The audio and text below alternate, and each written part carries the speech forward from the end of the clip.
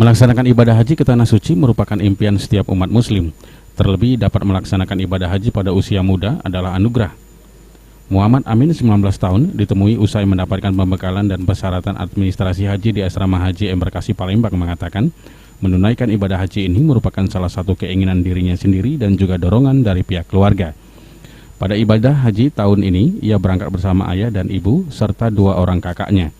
Pelajar kelas 3 SMA IGM Palembang ini mengatakan ia bersyukur dan tidak menyangka pada usia muda dapat menunaikan rukun Islam yang kelima.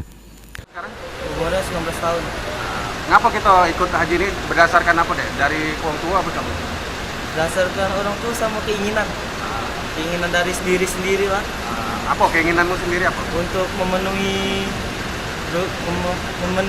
rukun Islam kelima. Jadi berangkat sama siapa berarti? Berangkat berlima sama mama, papa, kakak 2 sama saya berlima. Satu keluarga. Satu keluarga penuh ya? Iya. Persiapannya gimana? Ya persiapannya dari loker, baju dan semacamnya lah. Untuk ini banyak lah. Rasa syukur juga disampaikan jemaah calon haji tertua asal Logan Ilir Muhammad Bahri, 85 tahun. Ia bersyukur dapat berangkat haji pada tahun ini, mengingat dirinya bersama istri sudah mendaftar haji sejak tahun 2012 lalu. Walau pendengarannya sedikit terganggu, namun ia berharap dapat menjadi haji yang mabrur.